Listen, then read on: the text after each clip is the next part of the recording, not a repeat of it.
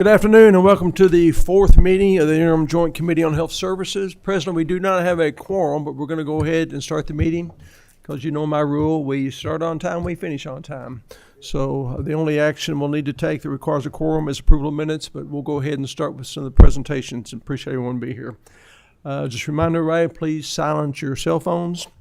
And a lot of different presentations today. Just remind folks that I try to stay on schedule. If you have questions, we do first come, first serve. And if I have to cut it off, it's not that I'm trying to offend anyone. I just want to make sure we're respectful of everybody's time.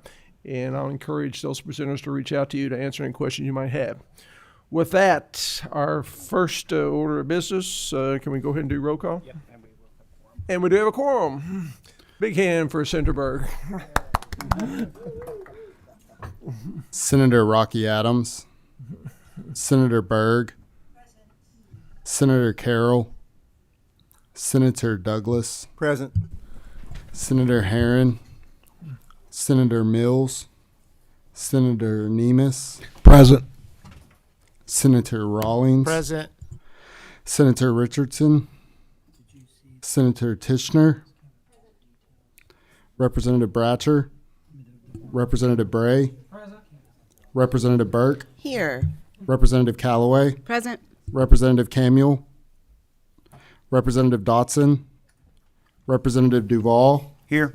Representative Fleming, Representative Gordon, Representative Holloway, Yes. Representative Marzian, Representative Neighbors, Representative Proctor, Representative Rayburn, Representative Raymer, Here. Representative Riley, Representative Sharp, Present. Representative Wilner, Here. Co-Chair Mosier, Chair Meredith. Present. Thanks for everyone being in attendance. I appreciate your promptness. We get this meeting started. First order of business is approval of the minutes from our August 27th meeting. Is there a motion? There's a motion and a second. All in favor, vote aye. Any opposition, by like sign. There being none, minutes are approved. First order of business after our minutes is an update on the federal change to the Medicaid program. And this was a presentation that NCSL did for the Medicaid Oversight Advisory Committee that I thought was very educational. A great primer is what's happening with the Medicaid program specific to House Resolution 1. And we've asked them to make that presentation to this group today, and I think you'll find it very educational.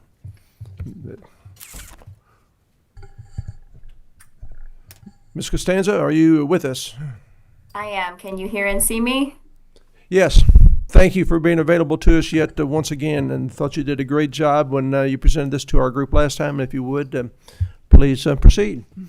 Excellent. Thank you, Chair Meredith, for having me again today. Pleased to present to the committee.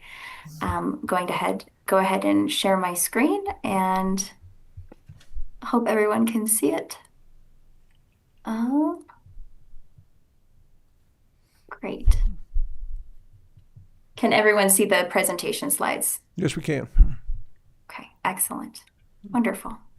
Okay, well, thank you so much for having me today. As Chair Meredith said, my name is Catherine Costanza, and I'm a program principal with the National Conference of State Legislatures and our health program. And today I'll be talking about the 2025 Budget Reconciliation Bill.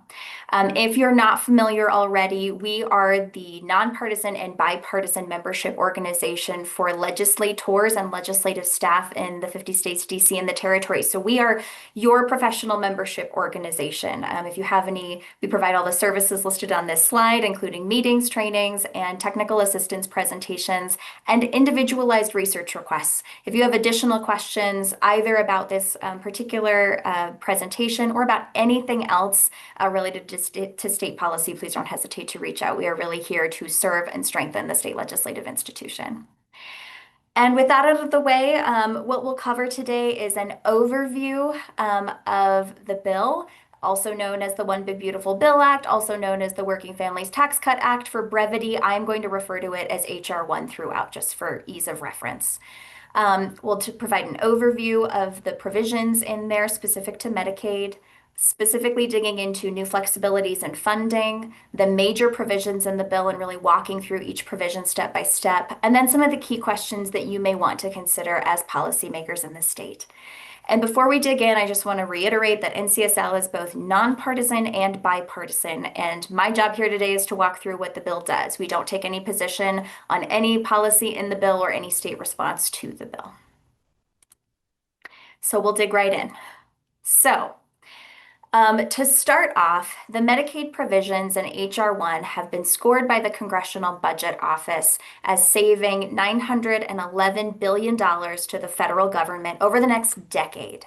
And there are more than 20 Medicaid-specific provisions within the bill. In terms of the takeaways, there's really kind of four major ones, that there are 5 policies that account for 86% of the federal savings.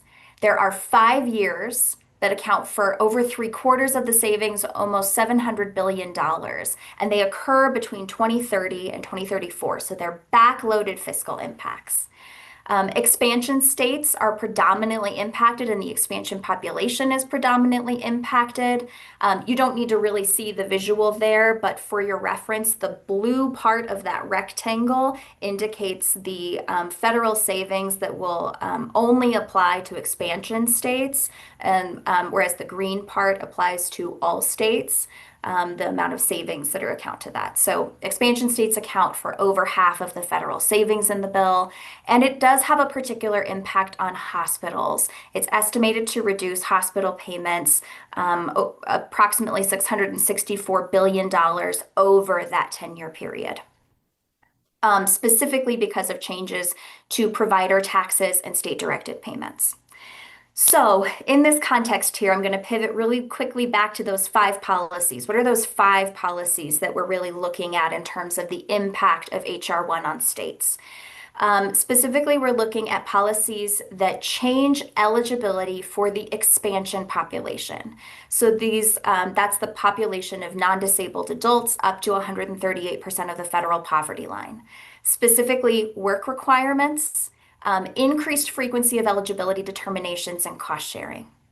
Additionally, changes to state financing. So changes and limits on state use of provider taxes also account for a significant portion of that, as well as reductions in provider payments through reducing and limiting state-directed payments.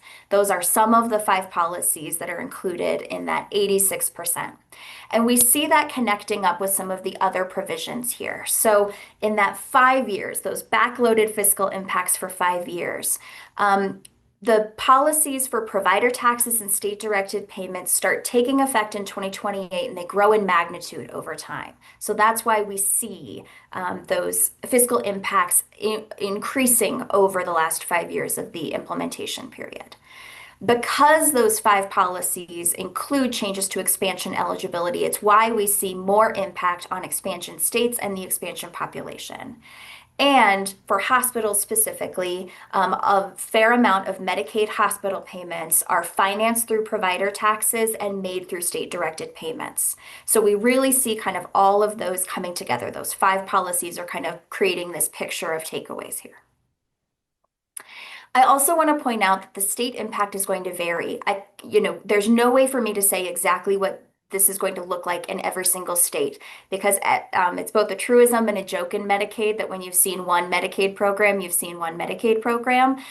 So the types of provider taxes you have in place and the thresholds that they are at, the purposes of your state-directed payments, whether you're an expansion state, which I know Kentucky is, and a whole host of other factors are really going to create the state-specific impact, both fiscally and from a coverage perspective. We'll get into this in the next slide a little more, but the timing and implementation matters. So there's a period of implementation, and then there are provisions that permit the federal government to recoup funds from the state based on your implementation, particularly of eligibility provisions. So keep that in mind. There's kind of a runway for states, but the timing matters. And then finally, federal savings are not necessarily state savings. I think the consistent theme of H.R. 1 is that it gets at federal cost drivers. The enhanced 90% federal match for the expansion population, provider payments, particularly hospitals, and then state financing mechanisms through those provider taxes.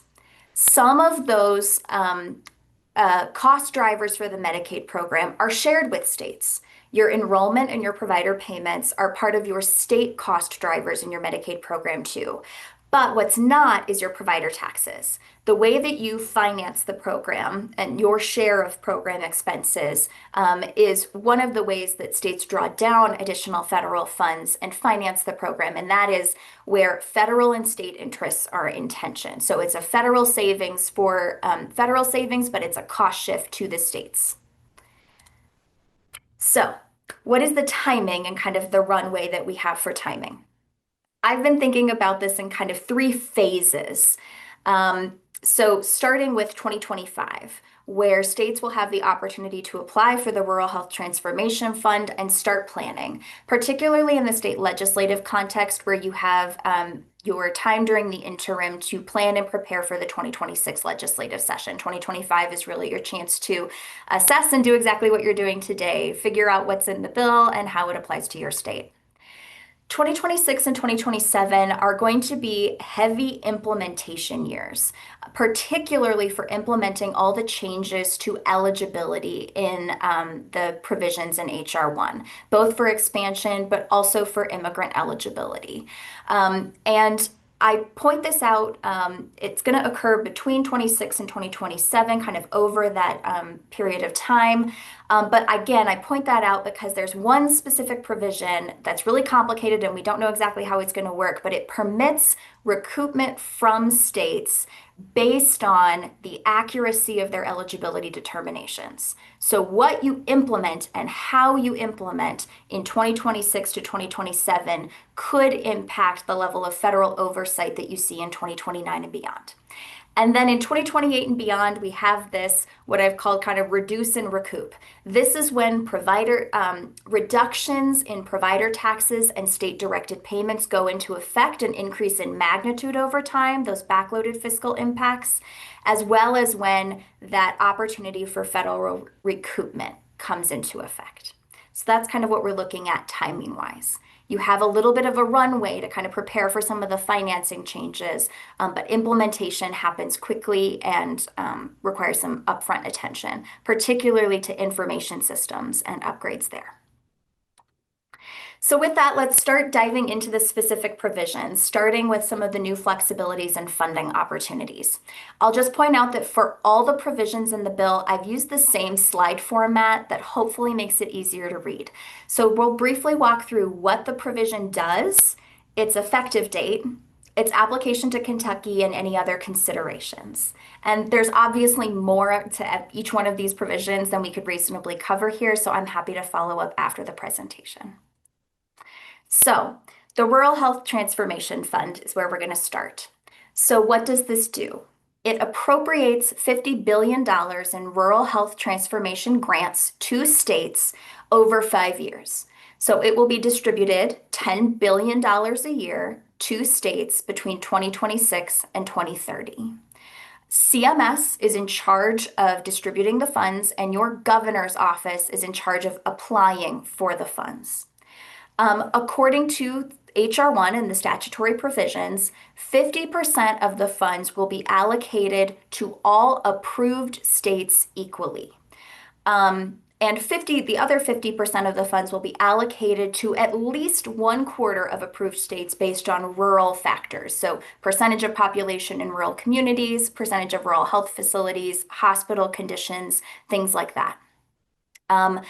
CMS just released the Notice of Funding Opportunity for the Rural Health Transformation Fund yesterday, and state applications are due November 5th of this year. One thing that's important to note is we have heard, so CMS retains discretion over approvals. We have heard from CMS directly that it anticipates that all states will apply and be eligible for the first tranche of funds. That is still within CMS's discretion to determine which states have approved applications or not. Notably, applications must include a rural health transformation plan that addresses 3 of 9 designated statutory priorities that include delivery system transformation, investments in technology, investments in rural workforce, things like that. And funds cannot be used to make up the state share of federal funding. state share of Medicaid funding. Next, there is a new home and community-based services waiver option. So traditionally, individuals who wish to receive home and community-based services must demonstrate that they meet an institutional level of care. So they're eligible or need nursing facility or intermediate care facility services. This creates a new home and community-based services waiver for individuals who are at risk of institutionalization without them having to meet that institutionalization level of care. It will go into effect July 1st, 2028, and it comes with $100 million in grants to states to invest in the home and community-based services system in fiscal year 2027. Obviously, grant details will be TBD depending on over the next couple of years, but I just want to flag this for your awareness as a new flexibility coming down the pipeline. So now we're going to transition into the major provisions. And these I've kind of categorized into three categories, which is provisions that impact expansion eligibility, provisions that impact state financing and payments, provider taxes and state-directed payments, and then kind of this miscellaneous other category. So let's go ahead and dig in, starting with provisions that impact expansion eligibility. So first and foremost are the worker community engagement requirements.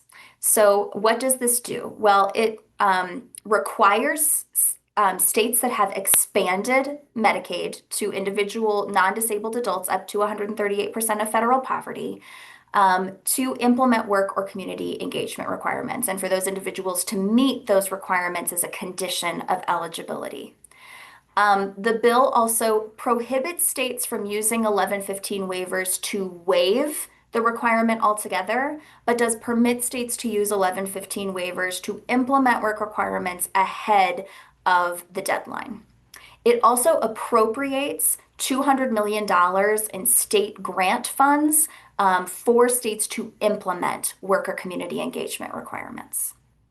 So the work requirement goes into effect January 1st, 2027. Prior to that, CMS will be issuing an interim final rule in June 2026, and grants will be allocated in fiscal year 2026.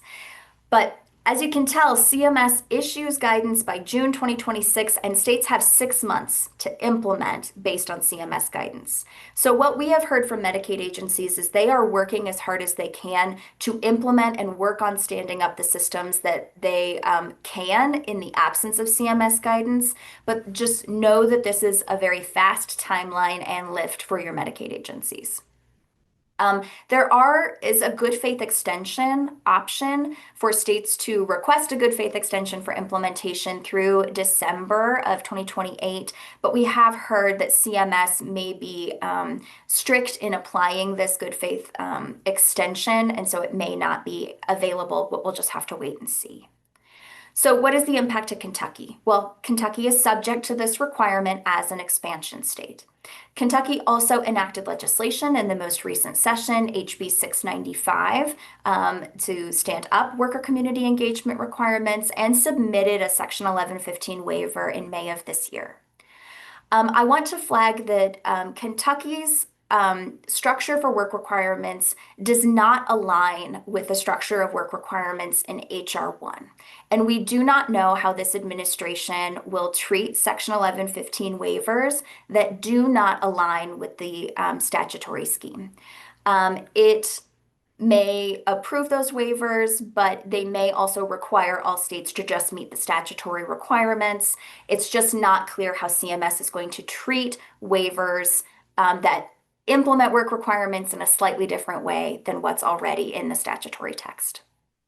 Additionally, we'll flag that while there's the grant funds for administrative costs and implementation, we have heard from multiple states that those grants are unlikely to cover administrative costs. We do know that states have options to receive enhanced federal match for systems upgrades or for new system implementation.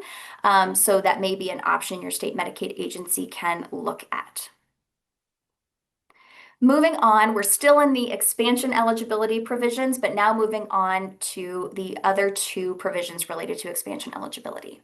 The first requires states to redetermine eligibility for the expansion population twice a year instead of once annually. And this goes into effect at the same time as work requirements, so January 1st, 2027. So your Medicaid agencies will be rolling these out at approximately the same time.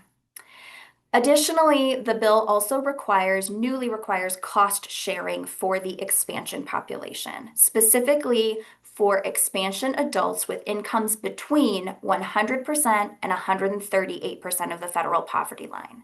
They will now be required to make co-payments capped at $35 per service, or 5% of total family income annually. There are some services that are exempted, other existing laws, for example, for certain preventative care, screening, substance use disorder treatment services, things like that. Cost sharing goes into effect a little later, so October 1st, 2028, although I will flag that cost sharing can be particularly challenging to implement, as we know from state experiments with them in Section 1115 waivers historically, specifically with Indiana. So we know that your agency will probably be working on this throughout 2026 and 2027 as well in that implementation window. So Kentucky is subject to both of these requirements as an expansion state, and your current eligibility and enrollment practices may inform both the cost and coverage impact. So historically, some states have conducted periodic data checks to see if individuals are still eligible in between redeterminations. If your state already does that, you may already have some of the operational infrastructure in place to conduct this increased frequency of redeterminations on a more regular cadence. But we have heard that there will be increased staffing requirements associated with both of these provisions. You just need additional staff in the Medicaid agency or in your county eligibility offices to conduct these determinations. County-based eligibility systems may be more complex to upgrade, and I think that's about it for these provisions. So moving on to provider taxes. This is probably one of the more complex and impactful provisions. So before we dig in, I just want to level set on what provider taxes are and what's actually changing in HR 1. So provider taxes are a mechanism that's a Medicaid-specific mechanism that states can use to finance their share of Medicaid program expenditures. So what it is it is a tax that the state levies on a private class of providers, usually hospitals, managed care organizations, nursing facilities, and intermediate care facilities. And they use those taxed funds to make up the state share of Medicaid dollars, and they use it to draw down additional federal dollars from the government without raising general fund revenue. So it's this Medicaid-specific tax that's used to draw down additional federal funds. As a condition of levying these Medicaid-specific taxes and using them to finance Medicaid, states have to meet certain federal regulatory requirements, one of which is the hold harmless requirement. So what this requirement requires is that states cannot hold the taxed entity harmless. It's called the hold harmless requirement. So essentially what it does is it says, whatever you take in from those taxed entities, from that class of providers, you cannot return back to them. However, there's been a safe harbor threshold. So states have been permitted to tax up to 6% of net patient revenue and then use the generated funds, including the generated federal funds drawn down, and return those funds back to providers through supplemental payments. It's a safe harbor for this compliance requirement. So what is changing is the hold harmless safe harbor threshold. And there are 3 provider tax policies, 2 of which make new changes to the hold harmless threshold. The first of which is a change to the hold harmless threshold for new provider taxes enacted after July 4th of this year. So for new provider taxes, the hold harmless provision is set at 0%. So that means that any new provider taxes must meet that hold harmless requirement. They cannot be returned to providers. The second provision is that for existing provider taxes, these are ones that you might already have in place for hospitals, managed care organizations, et cetera. In expansion states, those provider taxes are reducing down from the 6% safe harbor down to 3.5% safe harbor. And it's going to increase in magnitude starting in 2028 to 2032. So starting in 2028, the provider tax safe harbor threshold is going to drop 0.5%, and it will drop 0.5% every year after that until it reaches 3.5%. So for an example, let's say you have a hospital tax at 4.2%. January 2028, it's going to drop down to 5.5%. So your 4.2 tax is still in place. 2029, it drops down to 5%, still in place. 2030 drops down to 4.5%, still in place. But then in 2031, when it drops down to 4%, then you would be subject to the requirement. So when the provider tax goes into effect, it's really dependent on the threshold for each provider tax. Okay. Notably, nursing facilities and intermediate care facilities are exempt from this reduction if they have an existing provider tax in place. And there's a third policy that limits a very niche type of Medicaid waiver called provider tax waivers. If you want more information, I can provide more information on that. But so importantly, this goes into effect January 1st, 2028. There are some, the reduction in the hold harmless goes into effect in 2028. Let's see. According to KFF, the Kentucky-specific impact may be somewhat further out. So Kentucky does have 3 or more provider taxes, but none of them exceed 5.5% of net patient revenue. So it's unlikely that Kentucky will be impacted as early as 2028. If you're impacted, the impact will come later.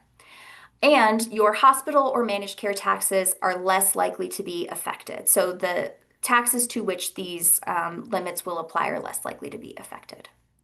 So things to know is this may reduce some revenue or limit the tools in your policy tool belt to respond to fluctuating state budget conditions in your Medicaid program. And it's likely to reduce supplemental payments to providers overall. There are opportunities for new taxes that meet the safe harbor or meet the hold harmless requirement. But those are more operationally risky and may open up the state to risk of recoupment from the federal government for provider taxes that don't comply with federal requirements.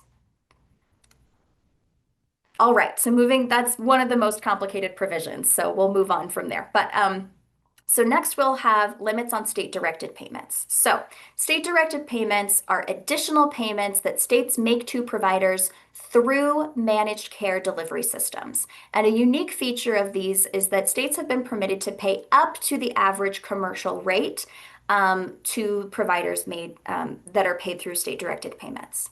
So what the bill does, what HR 1 does, is it caps new state-directed payments at 100% of Medicare or a Medicaid equivalent rate for expansion states. And then certain payment arrangements, so starting in 2028, So certain payment arrangements that were already approved or submitted to CMS by July 4th will be grandfathered in until January 2028. And then starting in January 2028, any existing or approved state-directed payments will be reduced down 10% every year until they reach 100% of Medicare or that equivalent Medicaid rate. So this is one of those provisions that gains magnitude over time over the last 5 years of implementation. Let's see, there is an overlap in timing between the distribution of the Rural Health Fund and phasing down of state-directed payments. According to the KFF budget survey, Kentucky would likely need to reduce its hospital or nursing facility payments to comply with the reduction in state-directed payments. And Kentucky does currently have 11 approved state-directed payments for various purposes, some of which are for value-based payments for academic medical centers and hospitals, and some of which provide uniform rate increases to emergency ground ambulance providers. Additionally, your Cabinet for Family and Human Services estimated that changes to state-directed payments could put $5.5 billion at risk in your state. That's combined federal and state dollars. So this has potential state savings. It does reduce provider rates, which is a Medicaid cost driver in your program, but it also limits state flexibility for some of the purposes you were using those payments for. You also have flexibility in determining what the Medicaid equivalent rate is for services where there isn't a Medicare service. Home and community-based services, behavioral health services, pediatric and maternity care, things like that. The impacts are also going to vary by provider type and the purpose of the directed payment. Okay, now we're going to move on to the provisions, the miscellaneous other provisions, and we're going to fly through these really quick. So the first is the provision that prohibits payment to certain providers. So this is the provision that prohibits states from making Medicaid payments to Planned Parenthood or similarly situated providers for 1 year. This went into effect immediately on July 4th, but is subject to ongoing litigation, although I believe it's now currently moving forward. So what to know, this may limit Medicaid beneficiary access to non-abortion preventative services covered by the state Medicaid program, such as wellness checks or STD screenings that are provided at these providers. Additionally, there were changes to immigrant eligibility and the federal match that states get for certain very specific services. So first, for all states, it changes which categories of immigrants are eligible for Medicaid. So immigrants with certain types of status, legal status, that were previously eligible for Medicaid are no longer considered qualified non-citizens under the program. This applies to immigrants with legal status who previously qualified, such as refugees, asylees, victims of domestic violence or human trafficking. This applies to all states and goes into an effect October 1st, 2026. Additionally, there was a change to provisions related to the federal match that states receive for something called emergency Medicaid services. So this benefit, states are required to cover emergency services to individuals regardless of their immigration status.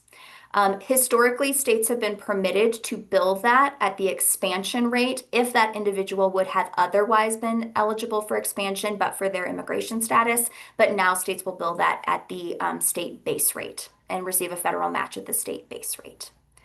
Also, the reason I point out the immigration eligibility provisions is that the implementation of these eligibility provisions in 2026 will impact erroneous excess payments. And speaking of, now we're to the literal most complicated provision in the bill. We're not going to linger here very long, but suffice to say that states have historically had an allowable erroneous payment rate of 3%. And under current law, payments in excess of the 3% allowable rate can be recouped by the government. So what HR 1 did is it expanded the universe of what could be included in that allowable rate to include any audit that could include your payment error rate measurement audit, any audits from the Office of Inspector General. It possibly could include state audits as well.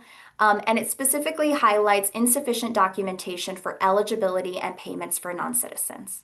So this goes into effect October 1st, 2029. It goes into effect kind of on the long tail out, but just highlighting that eligibility implementation will impact this provision. There's a bunch of other miscellaneous provisions. If you heard about something in the bill that you haven't seen covered here, these are just more in the category of they're very operational. States are already working on them, or it doesn't have as much of a state impact because of the percentage of population impacted. So moving on to key questions. What questions to consider as you are looking at the provisions in HR 1 from your position as policymakers? So 3 categories here, really. What is the scope of impact? Who are the stakeholders that we need to engage as we're thinking through policy? And what are the resources we have at our disposal and the timing of when we receive those resources? So specifically, who is impacted? Is it specific providers, beneficiaries, or operations in the state Medicaid agency? And then what is the fiscal impact? You can determine that by identifying the scope and purpose of your provider taxes and state-directed payments. what impact that will have on your state financing, and then what the cost of implementation is, as well as any potential savings that may accrue from the bill. In terms of stakeholders, thinking through again who is impacted, but also who has the data that you need to implement the provisions in the bill. So when it comes to, for instance, work requirements, do employers in your state have the data that you need? We've heard some states talking about using their unemployment insurance systems, or maybe looking at working with their Department of Labor, their workforce development agencies, or building off of existing SNAP work requirements. So who needs to work together to implement that? Does your managed care organization have some data that you might need to implement some proportion of the bill? And then who's responsible for applying to state grants? It's most likely to be your Medicaid agency, but it could be other entities. And so just keeping an eye on that for the various grant funds that are available. And then on resources and timing, what's the most pressing timeline? Are there grant funds that will address the scope of impact? Are there any long-term provisions you can plan for, and anything that you would need to think about in terms of elections in 2026 as well? And then finally, the other key question of like, what are other states doing here? I just want to flag that NCSL has a database that tracks Medicaid legislation, including legislation related to response to HR 1 called the Health Cost Coverage and Delivery Database. We've already seen in state legislation this year that a lot of states are taking action on creating Medicaid-specific budget funds, sometimes for provider payments or for other purposes, and they're intended to provide kind of a stabilizing budget fund as states are going through fluctuations in their Medicaid budget this year. So that's one example of policies that you might see in the Health Cost Coverage and Delivery Database. I have some additional resources on this slide for you to peruse further that dig into the implementation timeline and more details about each of the provisions. And you can always contact me here, and don't forget to join us for Summit in NCSL Summit in July 2026. I'll skip back here.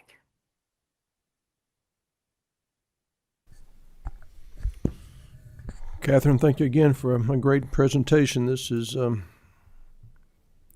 obviously overwhelming legislation that's tough to decipher, and we appreciate you giving a detailed explanation best that you could. Obviously, a lot of work to do between now and some of the implementation date. But with that, are there any questions from committee members?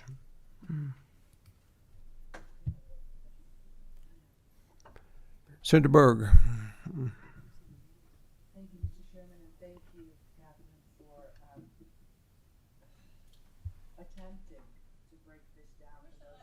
It's on. My light's on.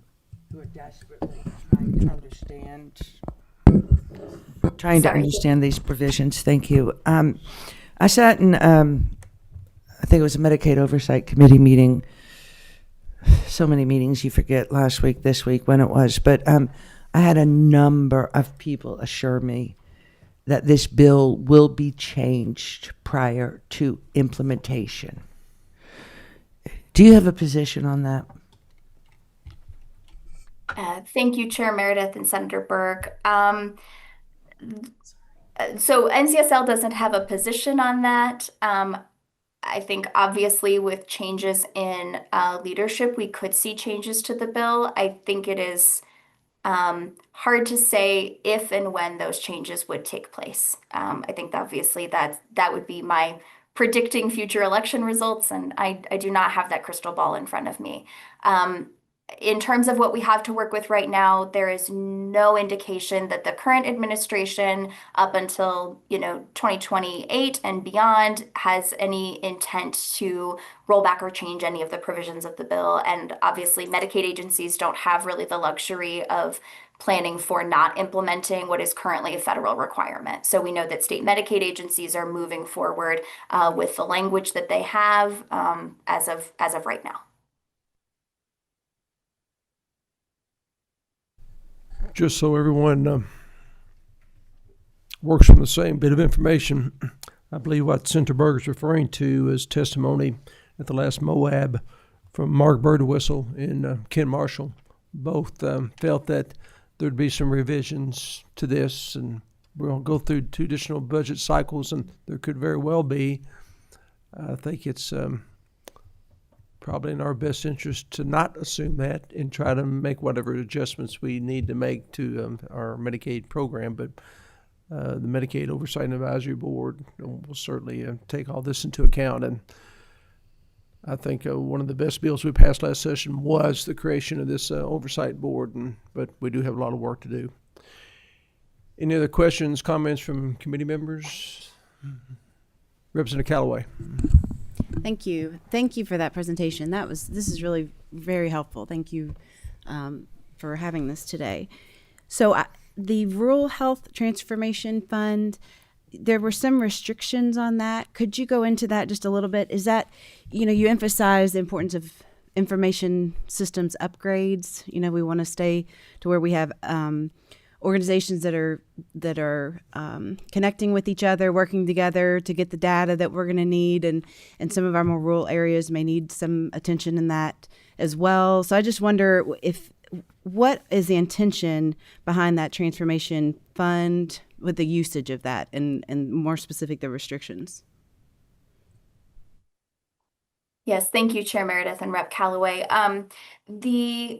So the Rural Health Transformation Fund, there's a couple different requirements related to the fund. There are both allowable activities, and then there are topics that the state is required to address in a rural health transformation plan. So as part of the application, the state is required to create and include in the application a rural health transformation plan.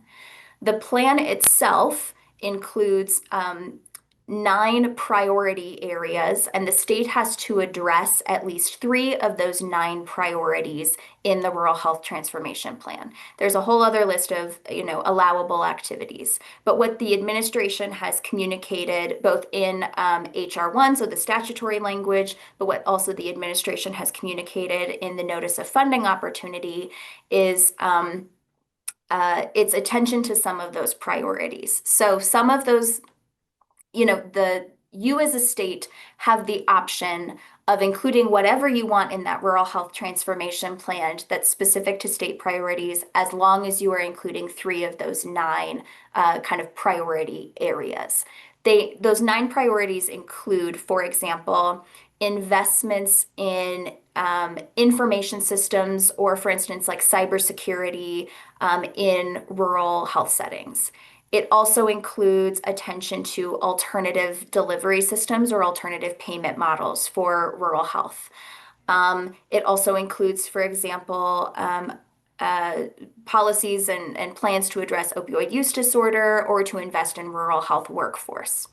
One thing that we have heard consistently from the administration is this is not meant to be a rural hospital fund. It's meant to be a rural health system fund. So it is not intended to backfill what's coming out from HR 1 in those payments, but it is intended to help states invest in their rural health systems, if that helps. And I believe that we've provided to Chris and to DJ some additional resources on the Rural Health Transformation Fund to share out with you all as well. Last question on this section from Representative Marzion. Thank you, Mr. Chair, and thank you. I think I've heard this in the Medicaid Oversight Committee. It's been very informative.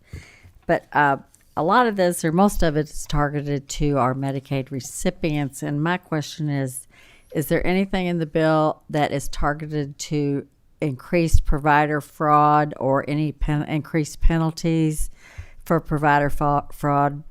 Because I've been looking at Kentucky provider fraud, and it's billions. So is there any kind of penalty or anything we can do to address that in this bill? Thank you. Thank you, Chair Meredith and Rep. Marchand. There are a couple minor provisions in the bill that are dedicated to, for example, they're less dedicated to providers specifically, but more to the state agencies' program integrity efforts. So, for example, checking the Social Security master death file for enrolled providers as well as for beneficiaries on a regular basis. There's also some program integrity provisions related to like retroactive coverage, but I think to your point, it's more specific to eligibility and to the beneficiaries. So I think there's not a lot that's really dedicated to the provider fraud side of things in this particular bill. That said, there's states have their own Medicaid fraud control units.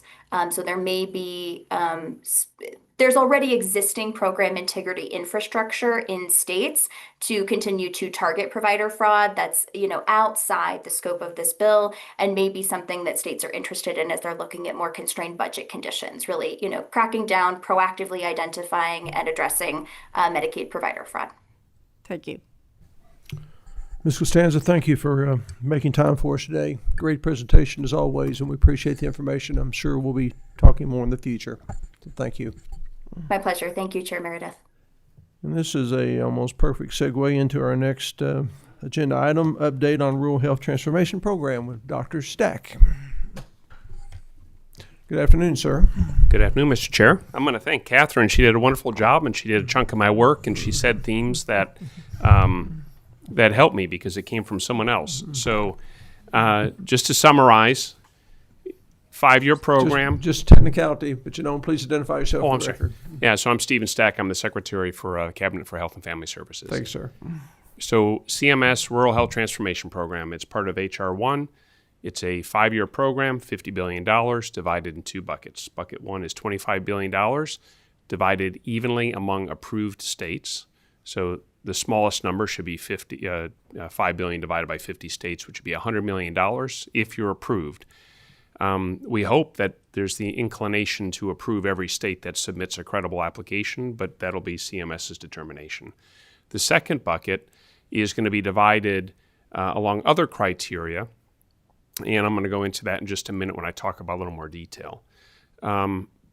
This funding is to be used to transform rural healthcare, and this is one of the points that I'm glad Catherine said before I had to say it. The title of the bill in H.R. 1, or the section, is Rural Hospital Stabilization Fund, but it is clearly not the way that they're implementing it. They want it to be a rural health transformation program. And so the way they have designed the application, we will definitely work with hospitals. We will actually seek ways to work with hospitals, but it is very clear that they are not looking at this to save hospitals. They're looking at us to find ways to transform rural healthcare. So when I last talked about this, the notice of funding opportunity was not available.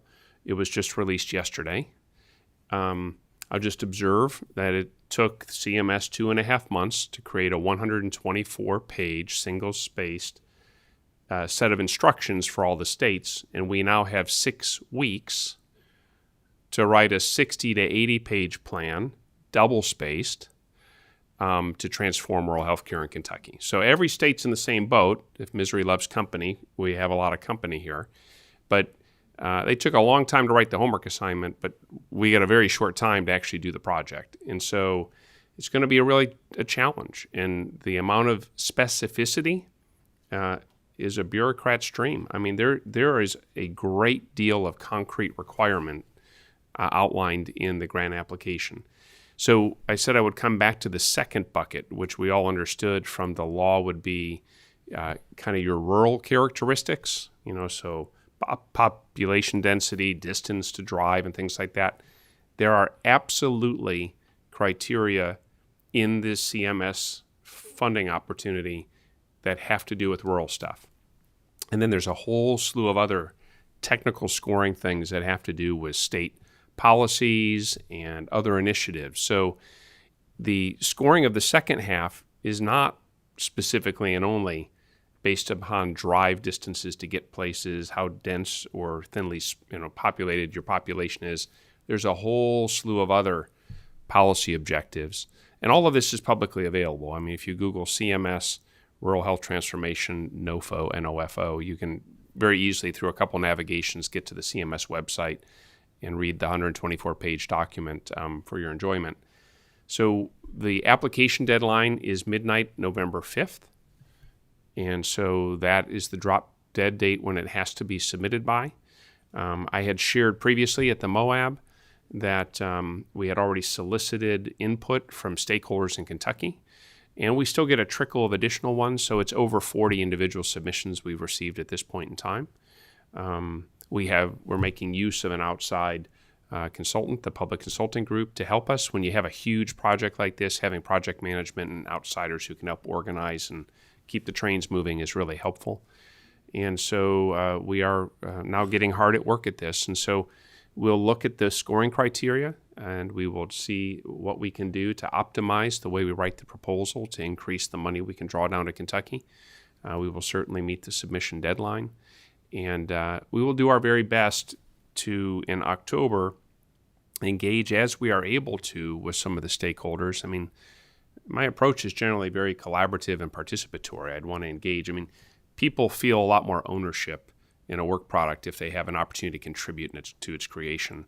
The difficulty here is there's just not enough time. I mean, there just simply isn't. So we're going to have to move lightning fast. We're going to have to do our very best to communicate. I know Moab will ask us to probably give an update at every meeting between now and the submission, and so we will. So we'll be communicating with the legislature via that format. You do all know that those recordings are available, right? So you can watch any of those if you want to keep updated. So both the chairs from Moab are here, and I'm sure they can share the link with you. So we'll do the very best we can, folks, and we thank you for your participation, because as we go forward in the years ahead, obviously your role will be important. House Bill 695 has certain elements that may require your participation or approval, and in addition to that, there may be other things that have to do with policy objectives where your assistance would be necessary. But if we get to that point, then we'll explain that and talk, dialogue with you, and we'll see how we can all come together for Kentucky and try to do the best we can. I think we're all committed to ensuring Kentuckians have access to care, and we'll make the best opportunity we can out of this. This would be a good opportunity if it weren't for all of the other things that Catherine just discussed from NCL about all the other headwinds. Absent the rest of H.R. 1, this would be a good opportunity because it gives money that doesn't require state matching to do some good stuff. And I should just share with you, there are 9 allowable areas to work on that include things like prevention and chronic disease, provider payments, but by that they don't mean replacing lost revenue. They very explicitly say that. They mean, like, can you come up with new payment methodologies like accountable care organizations and other things, which raise all sorts of other difficulties, though, for law and regulation and challenges. Tech solutions, both for consumers and for the healthcare workforce, so trying to get people recruited into your rural communities and stay there to support your communities. Scope of practice issues come up. They want us to try to find ways to maximize the ability for a variety of clinicians to do expanded work. Behavioral health needs, including substance use disorder or addiction, but other behavioral health needs as well, and innovative care. So how do we treat diabetes, heart failure, COPD, things like that differently and more effectively? And they have 5 pillars that they have identified. So they use the MAHA acronym, but essentially improving the health of your population. The second one is sustainable access. So they don't say give money to hospitals to keep them open. They say understand why they close and how you need to stabilize things.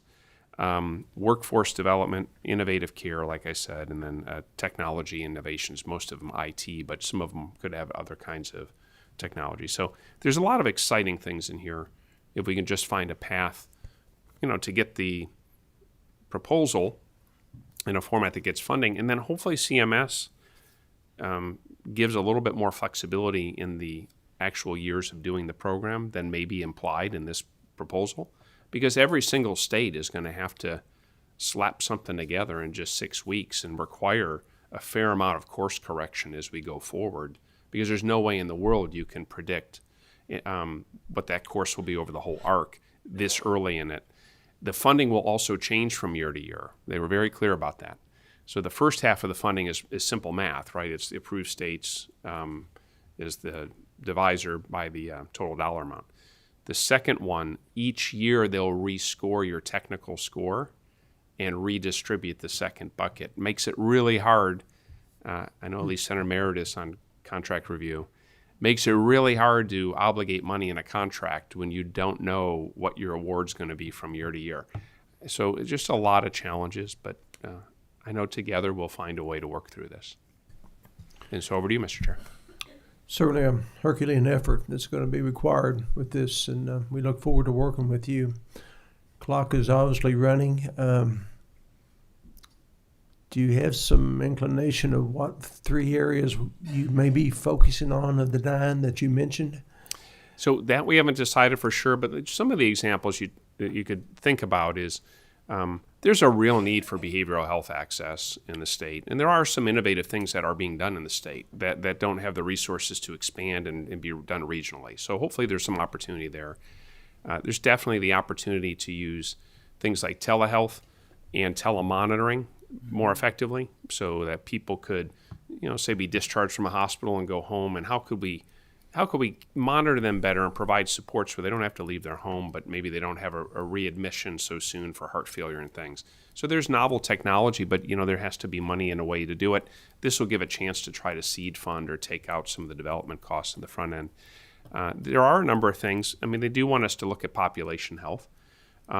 So we'll look at those things that, and we do this in the Our Healthy Kentucky Home campaign, right? It's people don't eat healthily enough. We don't eat enough fresh fruits and vegetables. We also don't exercise enough. Are there ways to change the environment and our behaviors in a way that could help improve some of those aspects? And I wish I could give you more, but we had kernels or concepts of proposals from a lot of our stakeholders, but not the detail and the concreteness that we need. So what we're doing is we've cataloged all that input we've gotten. Now that, as of just yesterday, we have the actual task assigned, now we're going to have to crosswalk what our in-state people thought they could do or were good ideas with what is going to be fundable and allowable, and then try to find that sweet spot. I don't have any doubt we'll find 3 or 4 areas off that list to do. The areas are good areas. We just have to figure out which ones we're best poised to be able to implement. Oh, one other thing is like EMS.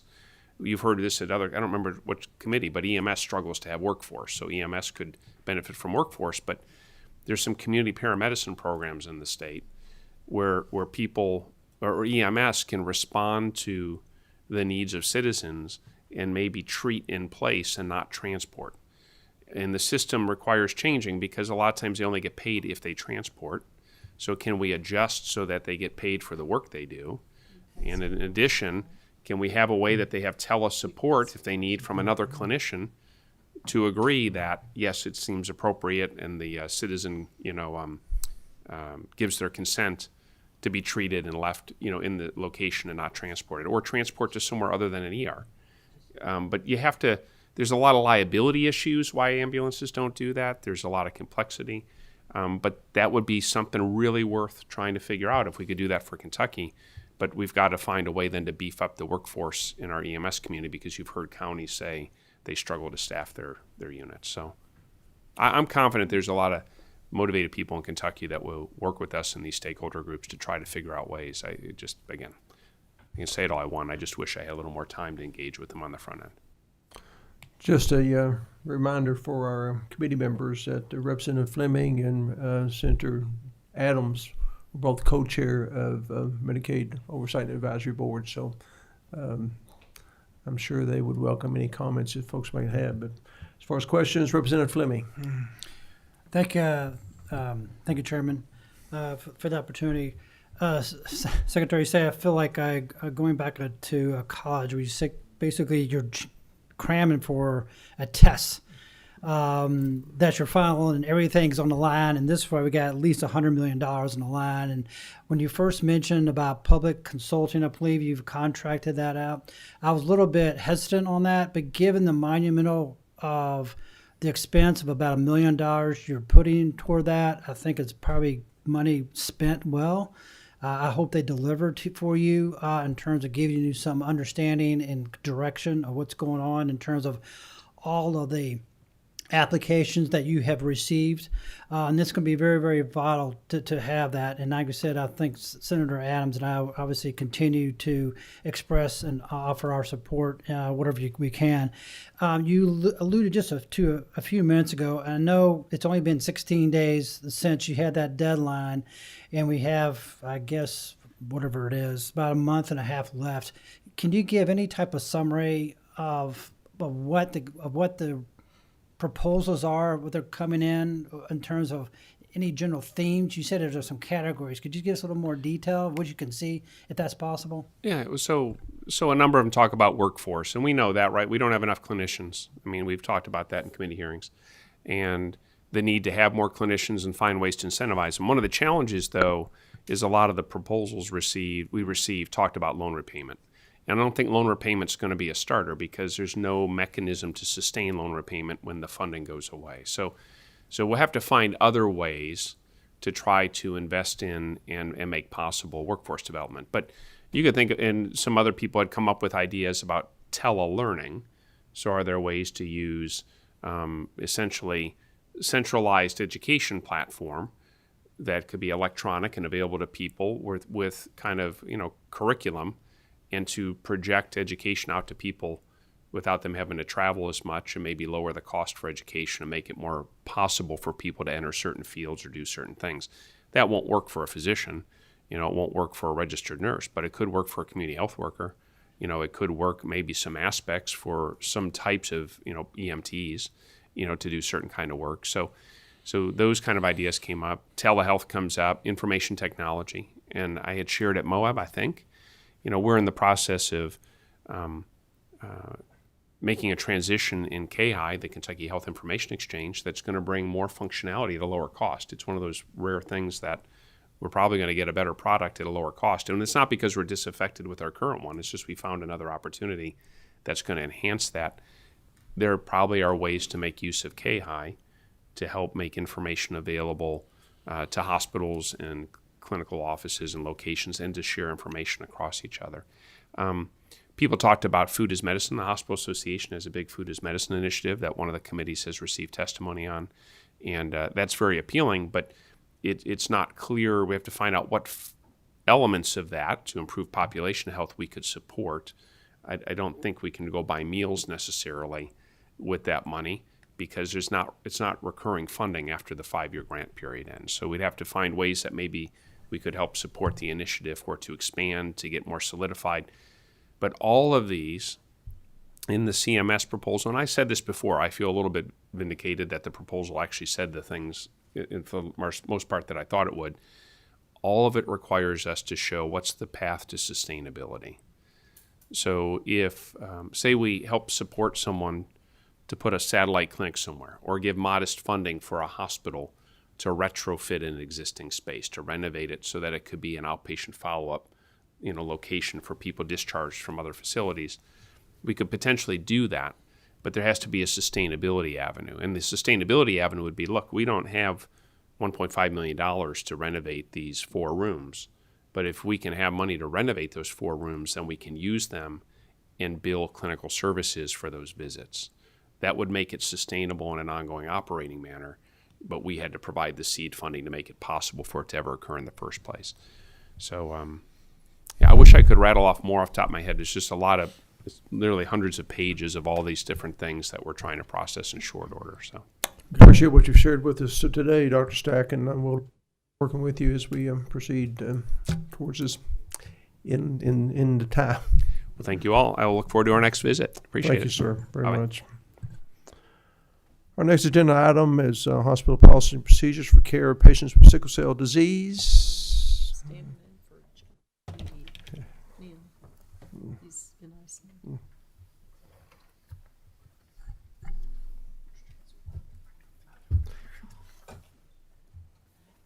This was a bill that was proposed by Senator Neal in the last session and did not receive a committee hearing, so I committed to him that we would at least hear it during the interim. And I see he's filed it for the next session. Will be Senate Bill Request 499.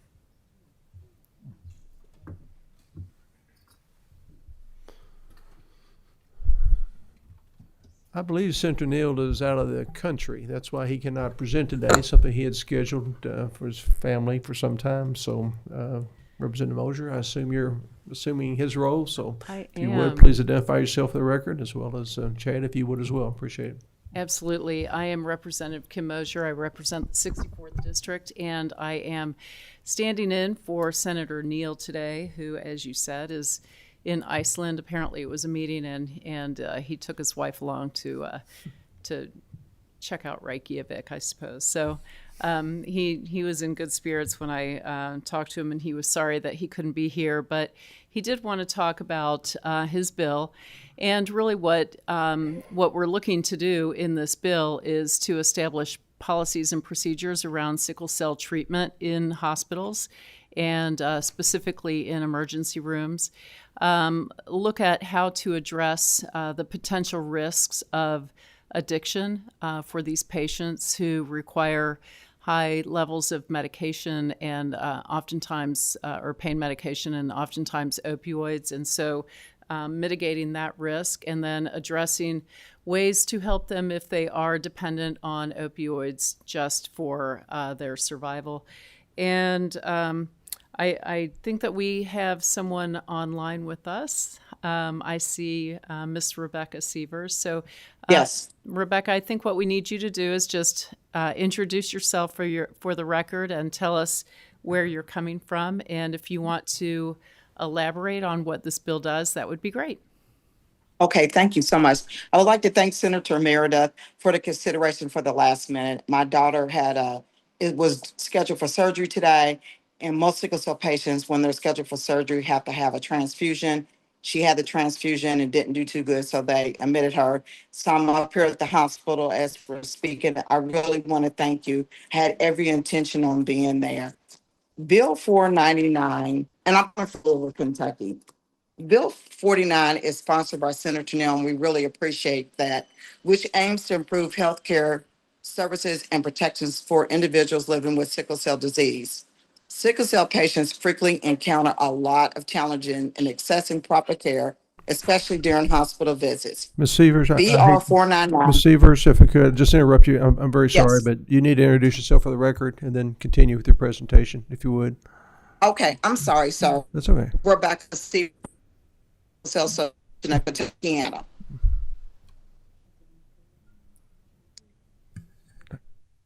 This bill is also sponsored by Senator Neal, and we would like to thank them. BR 499, which aims to improve healthcare services and protections for individuals living with sickle cell. Sickle cell patients frequently encounter a lot of challenges in accessing proper care, especially during hospital visits. This bill would help ensure that they receive the treatment and support they need, ultimately improving their health outcomes and quality of life. As an organization, we are dedicated to providing support, education, and advocacy to individuals and families impacted by sickle cell disease in the state of Kentucky. Your leadership and support of BR 499 will be instrumental in advancing healthcare equity and ensuring all sickle cell patients in Kentucky will receive the care they deserve. And there's no fiscal impact at all. Do you have any questions? We have one more guest. If we could give him just a second, and Okay. just for the record, Rebecca, your connection cut out a little bit. I think you were saying that you are the president and executive director of the Sickle Cell Association of Kentucky of Kentuckiana. Is that right? Yes, ma'am. Okay. Yes. All right. Yes, Chad Grant with Grant Consulting. I did want to just give a little historical context on kind of the importance of Bill Request 499. Back in 2022, there was a bill called Emily's Law that passed. I know Senator Berg, actually, and Senator Adams, Senator Alvarado at the time were all on that bill. But what it did is, in the other states, it was called Terrence Bill, but in Kentucky, they called it Emily's Bill for Emily Bass, who passed away from sickle cell. And what it does is, on an annual basis, the Cabinet for Health does a report on the new treatments, new medical procedures that are coming through for sickle cell, and publishes that both for the legislature and then obviously for anyone that's interested. It kind of does help support what's going on with Bill Request 499. There also have been some major innovations that have come from those reports that are mentioned. The big one is gene therapies, cell and gene therapies. Just as historical context, and Lisa Lee, the commissioner, would probably be better to talk about this, but Kentucky entered into an agreement in July 15th of this year, basically for a cell and gene therapy access model. And what that is basically a 33-state agreement where they're using, the nice part is it's actually an outcomes-based procedure to have sickle cell gene therapies done. So, to put it in layman's terms, someone who goes in with a rare disease like sickle cell, they do an inpatient procedure, and they actually come out without having sickle cell. It is amazing. It's obviously a pretty innovative thing, and the fact that the states and CMS are working together to find a way to use the outcomes-based results is pretty innovative. So I just want to mention those things, but thank you all for letting us come today and talk about this and kind of bring sickle cell education to you guys' back door. Thank you. Any questions from committee? Thank you again. Appreciate you Okay. being here. Thank you. And Rebecca, I hope your daughter does well. My granddaughter, thank you so much. And again, Senator Meredith, thank you so much for your consideration and let me do this on Zoom. I really, really appreciate it. You're so welcome, and I know I speak on behalf of the entire committee. Wish your daughter the best. Thank you so much.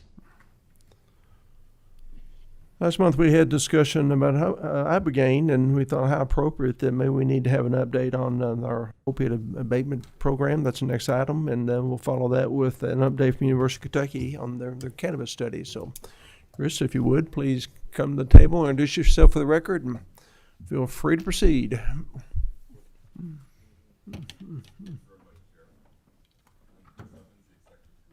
Are you on? Are you lit? It shows, look, can you got me now? There we You go. are. Thank you again, Chair. Chris Evans, Executive Director of the Kentucky Opioid Abatement Advisory Commission. And again, thank you very much for the opportunity to be here with you all today and to give a brief presentation in terms of where we are from this year's work from the Commission. I want to start off by making sure to be clear that the work of the Commission is looked at as being something that is critical to the well-being of the Commonwealth. We want to make sure as the Commission that we have clarity on the work that we're doing, we're accountable in what we do, we're transparent, and we're also strategic. That is the way the Commission is moving forward, and that's the way we're looking at the processes that we will undertake in the next year and what we've taken in the past. The couple of key things that I want to point out, and again, I'll give you the 30,000-foot view of where these things are and then take questions as you need be. But first of all, the most important thing that people relate to with the Commission is the grant funding and the regular grant process. This past year, the Commission reviewed more than 200 applications, made awards to 75 organizations for almost $20 million. Those applications came in two tranches, treatment and recovery and prevention. In treatment and recovery, we're looking at approximately 40 organizations that received awards, and in prevention, 35. That breakdown is a little bit of a change from what we'd seen previously to where the prevention applications have increased, and that has been an intentional effort to look to make sure that people are aware of the opportunities that come through prevention. One of the other key things about the grant process that's currently going on at the Commission that I want to make sure you're aware of is on July 1st that we issued out the Notice of Funding Opportunity for Research and Innovation Grants.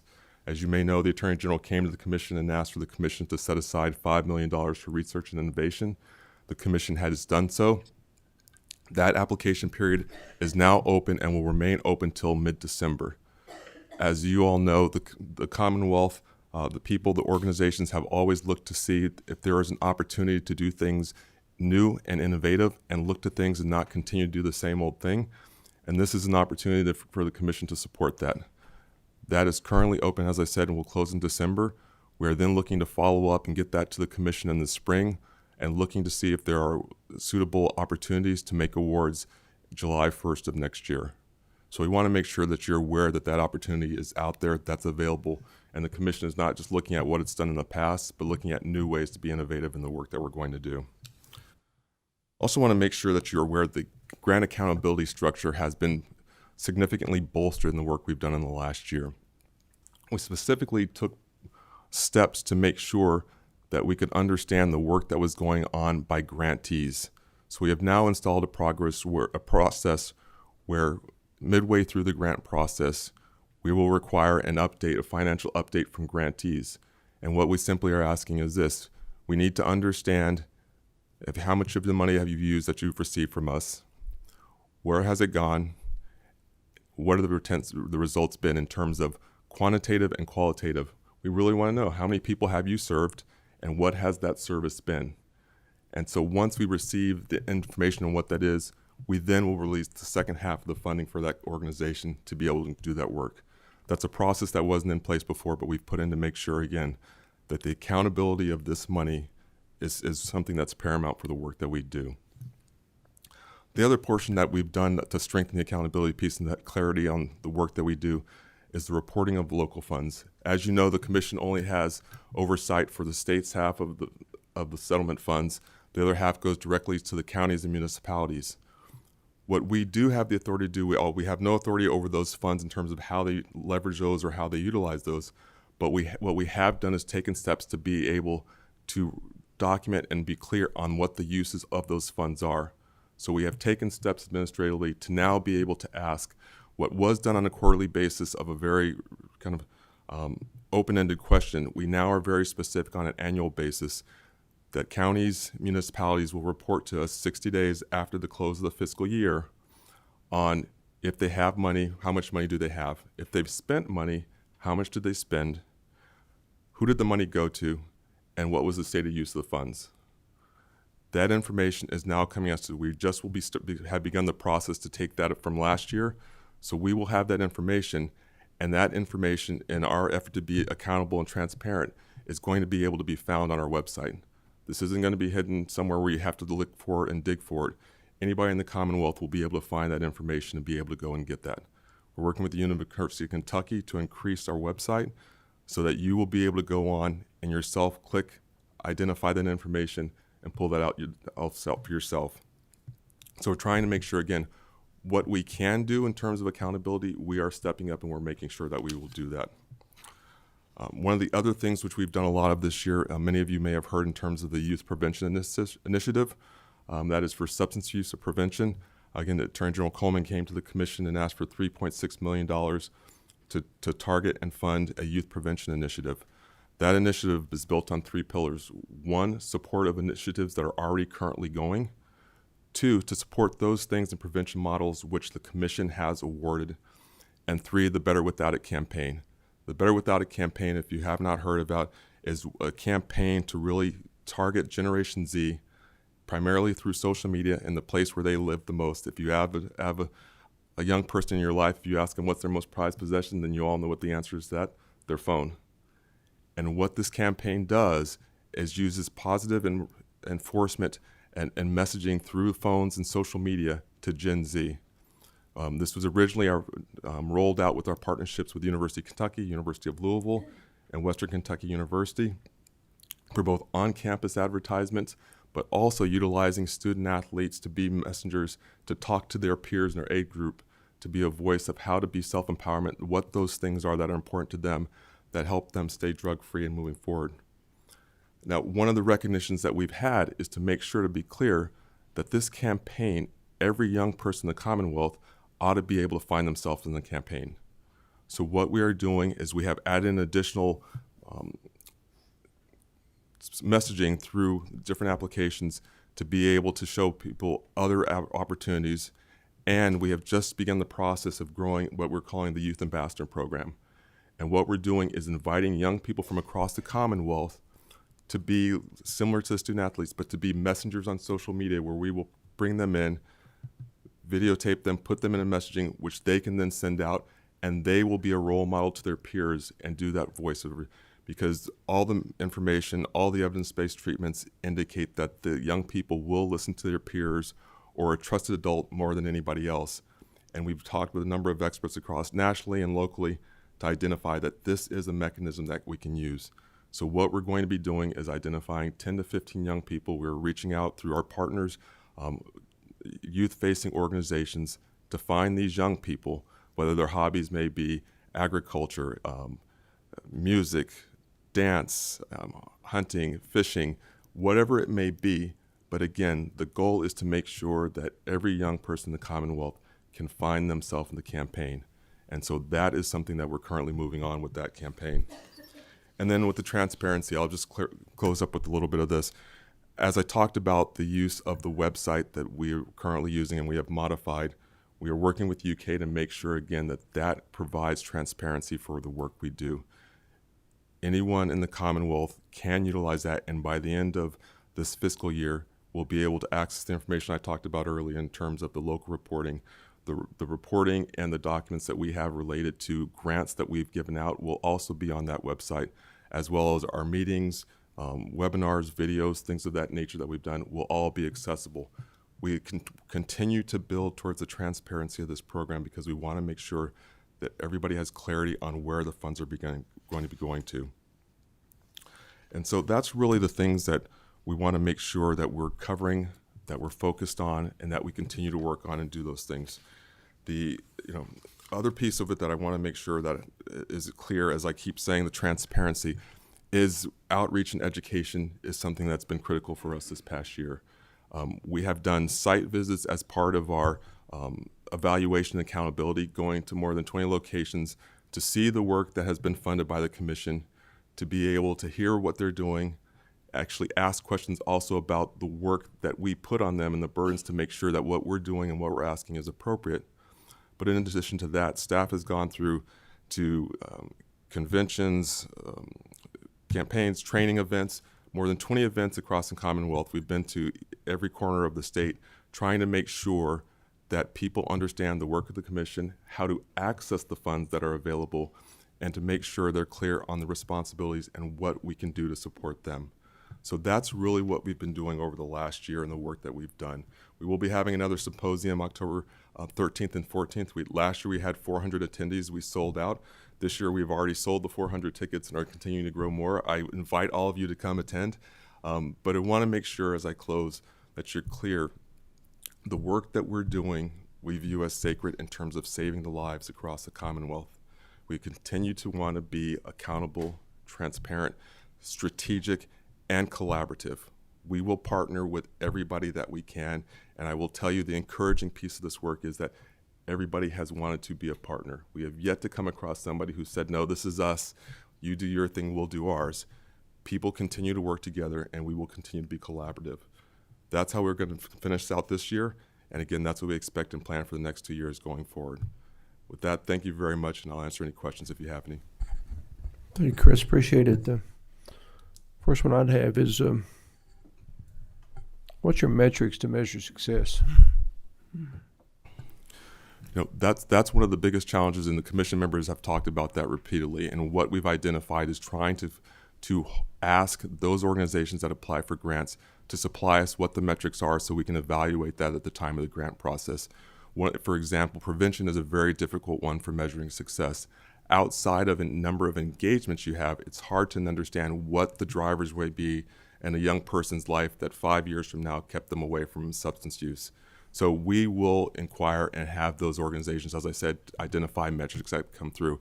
It may simply be that they can identify how many people that they have had contact with and how many people they have supported, or it may be how many people they have pushed through. If they are a treatment organization, to be able to say we continue to anticipate serving this number of people and providing this many graduates of our program. In those cases, we can get those kind of metrics. But again, it depends on each organization and what their application comes across with. I used to have a professor that would talk about a lot of universities collect data, but it amounts to measuring the number of, or counting the number of wing flaps per pound of birdseed. So that's why I think it's important to have really tangible measurements that we can see. Things such as the number of people we serve, that's not really, to me, a measure of success. It's just we're counting wing flaps again. So I'll look forward to see what you come up with. And I appreciate your effort to increase transparency and accountability for those funds. Very, very important. But what if you have a partner that, when you see how they've expended the money, really they have not spent in the way that's germane to the intent? Is there any way to recoup those funds, or is that just a learning experience for everyone involved? Well, fortunately, I will say we have not had that instance at this time. So that will be the question to see what that looks like at that particular instance in terms of, as you said, did they spend it outside of their germane? What's the funds? We have the ability to ask for the funds back if they have spent them outside what's required of the agreement that they have signed. They do, as grantees, sign a contract with the Commission to say, here's the work that we're going to be carrying out. So if we came across somebody who was operating outside of the contract, then we'd have to have the discussion to see how do we remedy that. Good, thank you, I appreciate that. Representative Burke, you have a question? Yes, thank you, Chairman Meredith, and thank you so much, Director Evans, for your presentation today and for your continued work to reduce opioid use in Kentucky. I was really encouraged about your notice of funding opportunity that's posted as of July, and it made me think about the modest but growing body of medical research relating to marijuana and how medical marijuana can reduce opioid use. So my question is, would our next presenter from the University of Kentucky Cannabis Center be eligible to apply for that grant?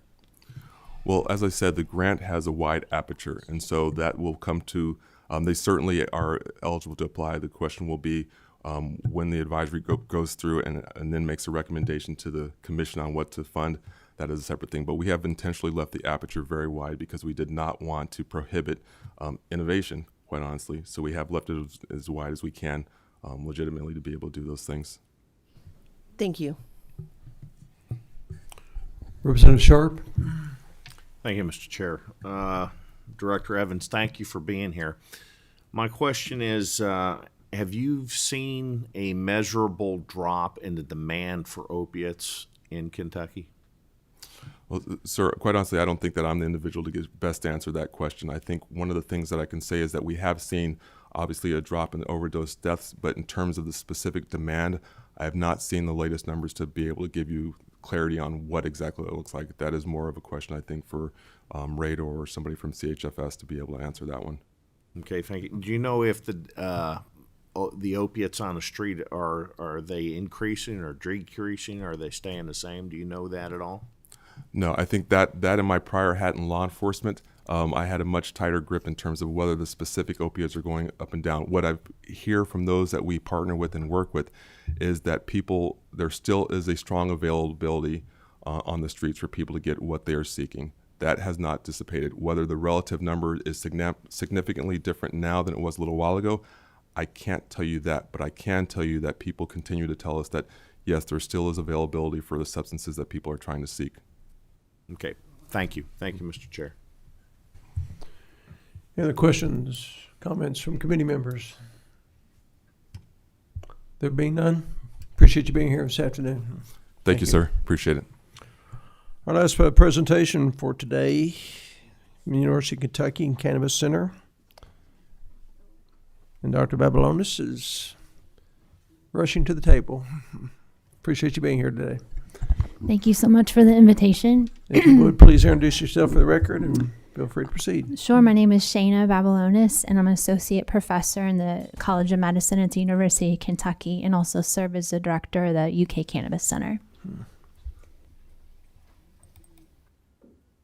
And I will be fast.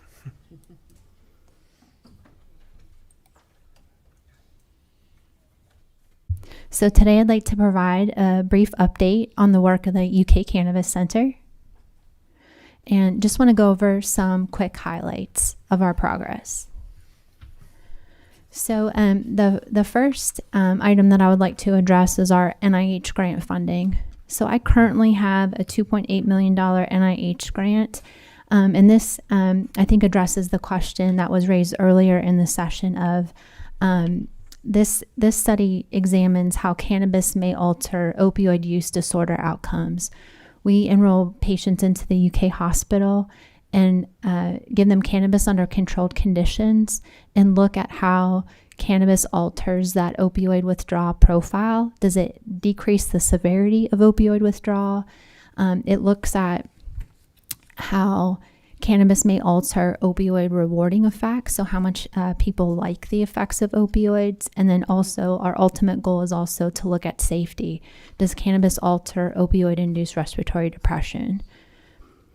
We also received a really good score on a large NIH grant to continue this work in folks with opioid use disorder. We're hoping to receive this money in December 2025, although the outlook for NIH grants is a little fuzzy right now. And so we put ourselves in the best position to get this grant by getting a really good score. But this continues our work to see how cannabis may change the drive to take opioids in those with opioid use disorder.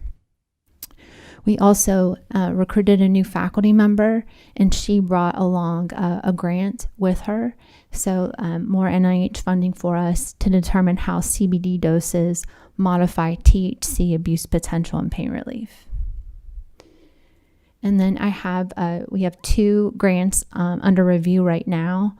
One to determine how cannabis with THC and CBD, those interaction effects change abuse potential, and can the addition of CBD help decrease the abuse potential of concentrates or dabs. And then a smaller grant to look at the effects of a minor cannabinoid compound. So one that does not get people high, so a non-psychoactive cannabinoid on pain outcomes, anti-nausea, and abuse potential. One of the most exciting updates that I have is that the legislation asked us to apply for a DEA Schedule I cannabis growing license. We initiated that application process last year, so in September 2024. It took us 1 year of back and forth with the DEA. It's a multi-stage application process, but we completed all the requirements for the DEA, all the site visits, all the additional materials, all the documentation. We have an indoor growing facility set up with full security. It's fully established.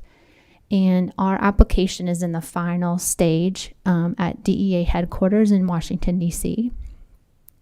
And so we are hoping to hear soon whether we receive that. But we've done all the work and put ourselves in the best position.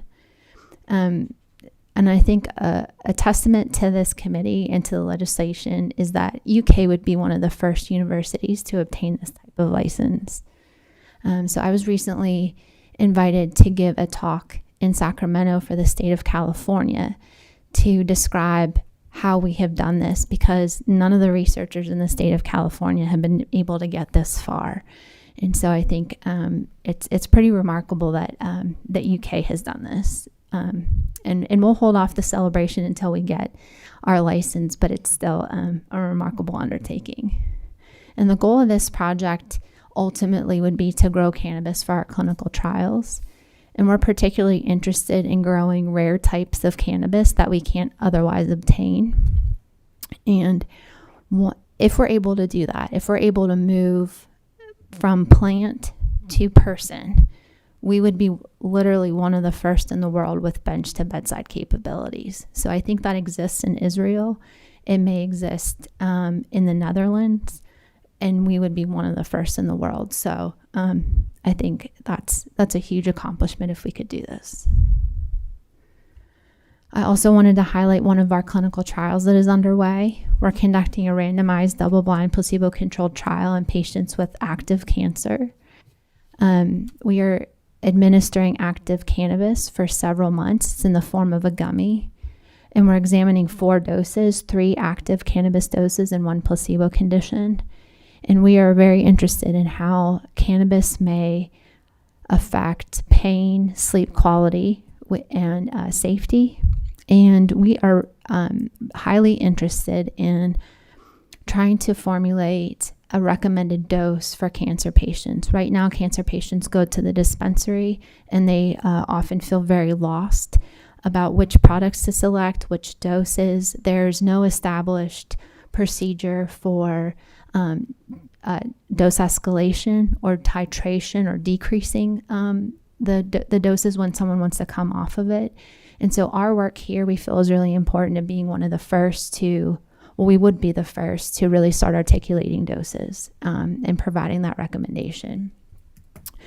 And we're also administering this for 4 months of active dosing. Again, this is the first study to look at that. And it's such a long duration. And we have several NIH grants planned with Marquis Cancer Center. And we also have one other trial looking at metabolic health.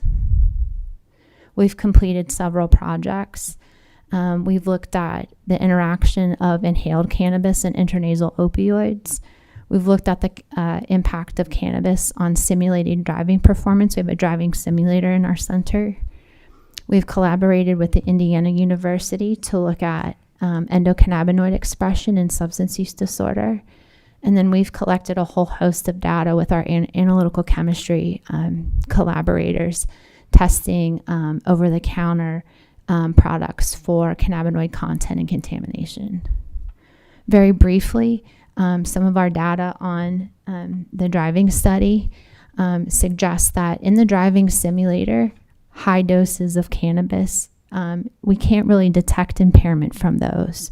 We can detect doses of alcohol, but in heavy users, we're not detecting impairment. However, there's some metrics that we do see some low levels of impairment, such that high doses of THC look to be specifically decreasing how hard someone's pressing the brake, and so they're not braking appropriately when they're having high doses of cannabis. And they're also reporting to us that they would not drive a real car while under the influence of THC, and they're also reporting under high doses feeling impaired. In our cannabis and opioid interaction study, I just have one quick graph to show you. So this is ratings of how much do you like the drug across time. And so ratings go from 0 to 75 on the left. And along the horizontal line is time after drug administration. And so higher up on this graph means a greater reporting, like a higher magnitude of effects.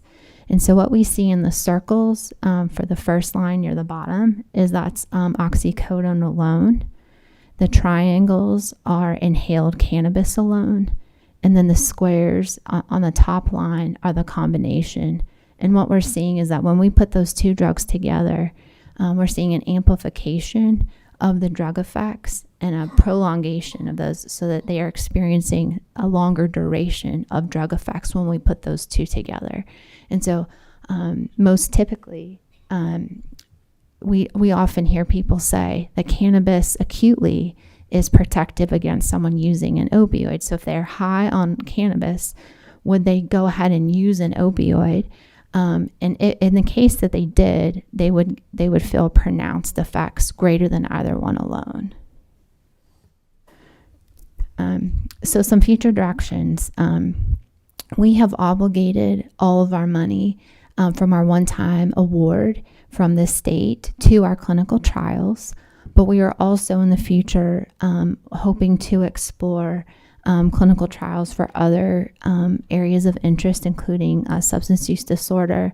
We're hoping to do a lung inflammation study to determine how cannabis affects the lungs when it's inhaled. We continue to apply for NIH grants. And we're also very acutely aware of pediatric cannabis poisonings. And so there is a big increase nationwide, but also in Kentucky, of accidental ingestion of THC edibles like gummy bears and cookies. And cannabis does not work the same way in adults and children. Children have really pronounced, serious, prolonged toxicity from cannabis, and it doses much, much lower than what you would see affecting an adult. And so typically an adult might use a 25 milligram gummy. That would land a 3-year-old child in the emergency room. And new data that's coming out suggests that between 25 and 50 milligrams for a small child under the age of 6 produces severe and prolonged toxicity. And the higher end of that dose range results in typically a pediatric ICU admission.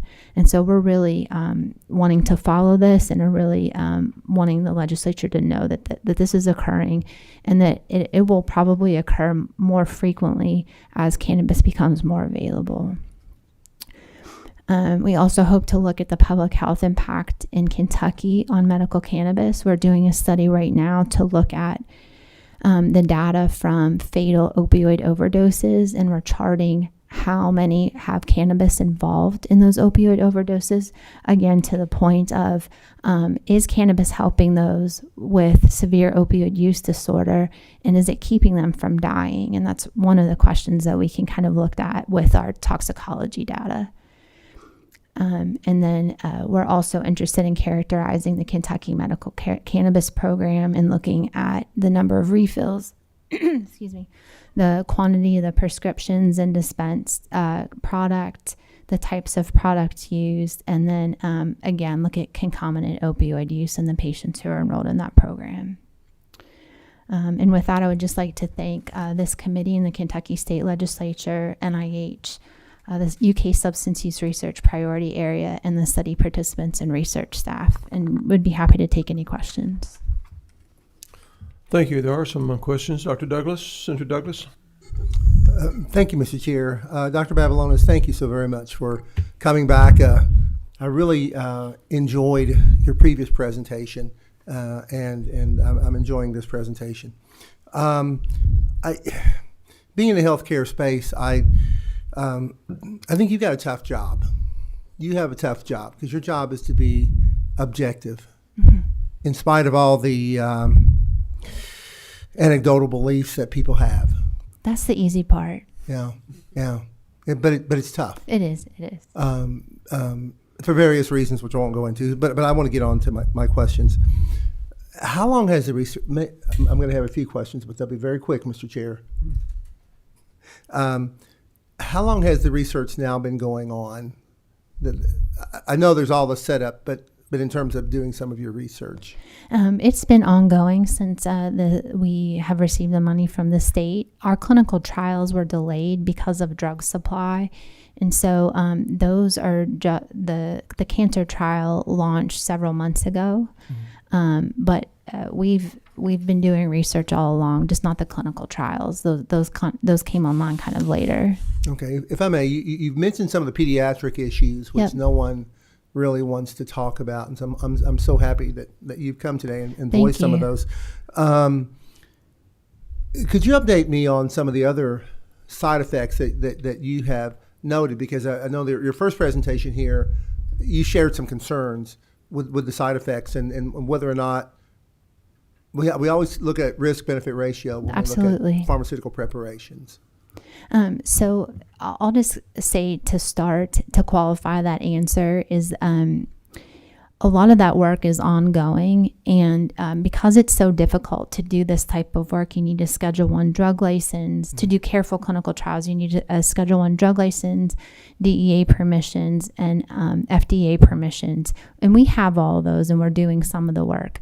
But to rely on the larger research community for data, a lot of it is correlational data for epidemiological results. So if you look at those really big data sets, what you're seeing is the concerning things that you're seeing are that cannabis smokers experience higher rates of cardiac events and death and stroke, higher rates of certain types of cancer. And so those are correlational data, and it's not coming from a clinical trial. And so we're still trying to drill down what that means. Does that mean if someone's actually combusting and inhaling cannabis, does that cause the cardiac events? Does that also occur with edibles? And so some of those things we have to conduct the trials in the controlled trials, or follow the data longer than what we have. Okay. Well, I'm concerned because I'm also on the lung cancer screening board, and there are some things that we haven't even begun to think about. But just one last question, Mr. Chair.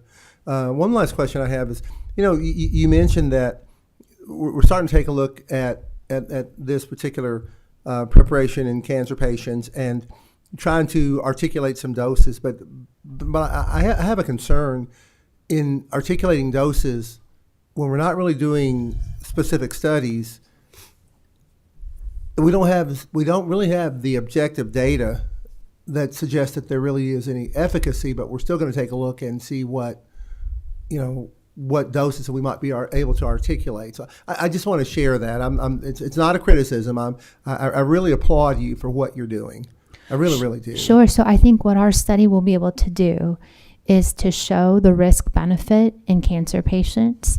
And because we have 3 active dose conditions, and so to be clear, it's a 4-arm trial. It is a controlled trial. We're giving cancer patients daily doses of cannabis under controlled conditions.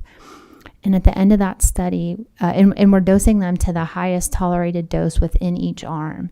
And so if someone can't tolerate a dose that they're assigned to, we bring them down to their highest tolerated dose.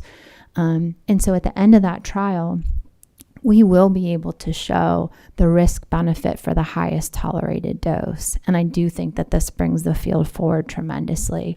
And I also just wanted to emphasize, they are not receiving inhaled cannabis. It's oral cannabis in a gummy. And by no means would we have cancer patients smoke marijuana. And then to your other point about lung cancer, we are hoping to launch a lung inflammation study next year to really look at what are the effects of combusted and inhaled cannabis versus vaporized cannabis versus edible cannabis versus the control, which would be a combusted cigarette. And so we're on top of it, and we have the same concerns that you do. We share those concerns. Thank you very much. Thank you, Mr. Chair. Thank you. Representative Wilner? Thank you, Mr. Chairman. Thank you for this great presentation and for the really important work that you're doing. And congratulations to Chair Moser and others who advanced this initiative to begin with. It's really impressive how much you've been able to accomplish in such a short time. I do have a question and I guess a concern. So I know that there's not been a lot of study about cannabis and PTSD. That's right. But the National Institutes of Health, the Veterans Administration have both declared it contraindicated for that condition. And I know it's one of a very few number of conditions here in Kentucky that we're saying qualifies us for use. Yes. So what are your thoughts about that? I didn't hear any mention of that as an upcoming study, but I think the connection with, it can really aggravate the symptoms of PTSD and even push people into psychosis. It's a very serious concern, and I'm interested what you have to say. Sure. So thank you for the question. Thank you for your comments. So the data that has been collected to date, there's been a few clinical trials specifically looking at this question, and they were inconclusive. And so cannabis did not have an effect greater than placebo for symptoms of PTSD. It also didn't aggravate those symptoms. And so it was kind of neutral. It was just placebo-like in those trials. I'm not a PTSD researcher, and so I would need a whole team of physicians and psychiatrists and others to help me do that. But if that were something that you all were interested in us conducting, we certainly could look at that. And then the other thing I would say is that in patients who are fragile, you wouldn't want to push the dose of THC very high. We know that high doses of THC, especially repeated high doses of THC, can induce psychosis even in healthy people. And so I would be very, very cautious of using high doses in that population. Senator Berg. Thank you. As far as overdoses in children, yes, is there any effort going on nationwide to package this in less attractively for children? Quite the opposite. And is there a way to address that? Because, we're actually putting things out there Yes. that look like candy. And You're taste exactly right. like candy. And for a kid to get their hand in a candy jar, it seems nonsensical to me if we're going to use this as medicinal to make it look like candy. But I actually have a question. I completely agree. Have we had any pediatric deaths from ingestion? No deaths that I'm aware of. And so, particularly in Kentucky, no deaths that I'm aware of. And long-term sequelae? Yes. We have. We have. Can you elaborate? Sure. So, so the literature that I've read is kind of nationwide. What happens is patients can come in. Half the time they're sedated. When they're presenting to the ED, pediatric patients are presenting to the ED. Half the time they're sedated, but they can verbally speak to you. And And then half the time, they're sedated to the point where they're either only responsive to touch or voice stimulation. And then a quarter of the time, they're only responsive to painful stimulation. Wow. And then like really low percentage of the time, they're completely unresponsive. So that's only like 1% of the cases. When you look really carefully about what the trajectory is, about half those patients are discharged from the emergency room and they get to go home. A quarter go to the pediatric floor and for inpatient monitoring, and about a quarter go to the pediatric ICU. So that tells you that if you, yeah, they're really, really sick. And the higher the dose, the more likely this is to happen. And so there has been in some states a cap on the amount of THC per package at 50 milligrams or less, because that's if a child got into that and they ate the whole package, which it's not much. Sometimes that's 10 gummies, which to a 3-year-old probably isn't all that much, right? I have a 3-year-old and I don't think that's all that much. And so like the idea being that if a child got exposed to this whole package, that maybe they go to the emergency room, but maybe they don't go to the ICU. And so there's been work there. But what I'll tell you is in that same breath that there's gray market products being sold in Lexington where there's 1,000 milligrams per package. And it's like 10 cookies or a candy rope, which a child would eat the whole thing, 1,000 milligrams. And so I think that that's going to be an enormous challenge to regulate that, to make it not look like candy. All of these products are marketed to look like candy, and they're poorly labeled that they contain THC. There's no child-proof requirements on any of these products, at least in the gray market right now. And they are very visually appealing. They're colorful, appealing to children. And then the last thing I would say is that you can buy any of these things online right now. You can buy Delta 8 and Delta 9, Delta 9 is pure THC, and then all the derivatives. And so I tried once just because I was curious, what can you buy without an ID? And the answer is absolutely everything. And so there are some states that don't allow those products to be shipped. But I was able to procure a cookie that had 250 milligrams of THC, Delta 9 THC. So I think that it's just really the Wild West right now, unfortunately. And unfortunately, children are being exposed to this. I could give a whole presentation about this topic if you ever want me to come back. I'm happy to do that.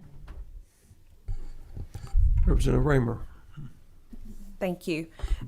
So that's kind of my question is when you're looking at the pediatric ingestions, I noticed it said Delta 8 on the screen. Delta 8 was a report that our UK emergency room put out in the medical literature to show that there was a severe and prolonged toxicity in a 2-year-old child from Delta 8 alone. And so it's Delta 8 and Delta 9. Okay. And so, and I think too, it's important that, there's a difference between the natural cannabis versus the synthetic. That's exactly right. And I don't think everybody understands the difference. And I would be interested in getting some more information on the symptoms they were seeing when these kids came in, if it was just like central nervous system depression or if there were other things, because we know there's dangers with the solvents that they're using to extract these higher levels of good THC. Question. Yes. And we did pass a bill a couple years ago about, making this illegal for anybody under 21, that it's supposed to be behind the counter. There is supposed to be certain product testing with it. I think we could go farther to look at the packaging to make sure that it's not geared towards children. That's something I think I'd be happy to look at in the future. But I would be interested in getting some more information on. Oh, I'd be happy to. Okay, thank you. Mm-hmm. Last question and comment from Co-Chair Moser. Thank you, Mr. Chairman. And thank you so much, Shana. it's always great to hear your reports, and I really appreciate all of your work. Thank you. It was fun working with you on getting this passed, and it's fun to see what's coming of it. So I'm very excited about the Cannabis Grow Center. That's Same. great news. Congratulations Thank on you. getting this far. We'll cross our fingers, and that would be a great thing for UK and probably other institutions who could obtain their marijuana from us for research. That's But, right. Yeah. So I think a lot of my questions have been answered. I'm really interested in the question about PTSD and psychiatric illnesses and the potential for exacerbation of those effects. I don't know that we have a whole lot of conclusive evidence yet. I mean, it looks like you're getting there on some of these various topics. And are we any closer to understanding dosing for some of the areas that you are studying, or is it just too soon? I think it's too soon, but those studies are all underway. Okay, that'll be really helpful when our medicinal marijuana program gets up and running. And then my last question is about sustainability of the program through the grants. It sounds like what we said would happen when we pass this bill is happening, that you are able to get grants because you have a robust program. Do you see this as sustainable in the grants that you're obtaining through NIH and others? Yes, and so we've had to work really hard for the NIH funding because, as you know, that's getting more competitive, and the budget is likely going to decrease. And so for right now, we're hoping to be sustained by NIH funds. But if there's anything in particular that the state would like us to look at, we would be happy to engage in that conversation. If there's any studies that you would like to see or any testing that you would like to see, we would love to continue to collaborate. Okay. Yeah. Thank you. I mean, you've listed a whole lot of great research, and I think the effects with driving is probably a really practical application of the research. We don't have any field sobriety tests and that sort of thing. So if it leads to that, I think that would be especially helpful. But there are a lot of things that that you know far more about than in this area than I do. So keep up the good work, and thanks for coming back and updating us. Yes, thank you. Thank you for your support. Well, thank you for your presentation and spending your valuable time with us. It's been very enlightening, very educational. Appreciate it, and look forward to future communication with you. But Thank I you. concur. Keep up the good work. Please note it is 4:58. And with that, we stand ready to adjourn. Our next meeting will be on October 22nd, 9 a.m. in room 149, and Co-Chair Mosier will be